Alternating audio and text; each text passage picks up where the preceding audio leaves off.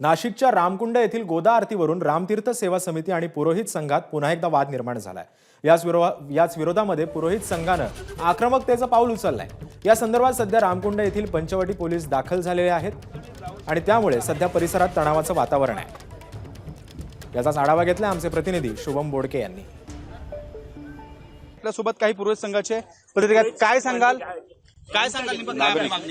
आमची मागणी ही आहे, आत्ताच 1 महिन्यापूर्वी यांनी हे काम रोखलेलं होतं आणि त्याच्यानंतरही त्यांनी जो एकतर्फी निर्णय घेतलेला आहे, आरती इथे अनादिकालापासून चालू आहे, ती चालू असावी। त्याच्यानंतर यांनी नवीन आरती सुरू केली, त्याचाही आम्हाला विरोध नाही, पण हे जे म्हणतात हरिद्वार सारखंच आम्हाला हे करायचं।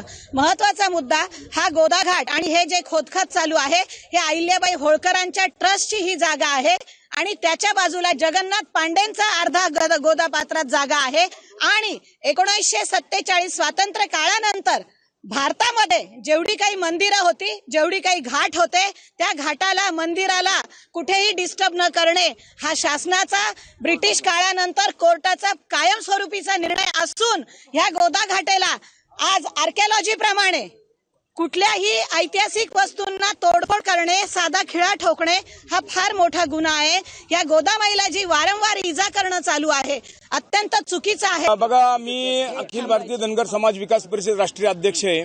आमची अशी मागणी आहे, ज्या ज्या ठिकाणी अहिल्यादेवी होळकरांनी पुण्यश्लोक अहिल्यादेवी होळकरांनी 12 ज्योतिर्लिंग 4 धाम 7 पुरीचा जीर्णोद्धार केला, त्यामध्ये नाशिकमध्ये पंचवटी रामकुंड हा जो अहिल्याराम घाट आहे, हा घाट त्या काळामध्ये 350 वर्षापूर्वी जर त्यांनी बांधला असेल आणि तो चांगल्या सुस्थितीत चांगला असलेला घाट जर तोडत असेल संबंधित प्रशासन, तर आम्ही संपूर्ण भारतामध्ये त्याच्या संदर्भात तीव्र आंदोलन उभं करू। 2 व्यक्तींनी जाणून बुजून समितीच्या नावाखाली प्रशासनाची दिशाभूल करून दिलेली आहे आणि त्यामुळे प्रशासनाने पुरोहित संघाबरोबर चर्चा करून, पुरोहित संघाबरोबर मीटिंग करून दुसरी बाजू घेऊन करेक्ट निर्णय घेतला पाहिजे। प्रशासनाच्या माध्यमातून आता नेमका काय निर्णय घेतला जातो आता हे देखील बघणं महत्त्वाचं असणार आहे। कॅमेरामन मयूर बारकेसह शुभम बोडके, एबीपी माझा, नाशिक।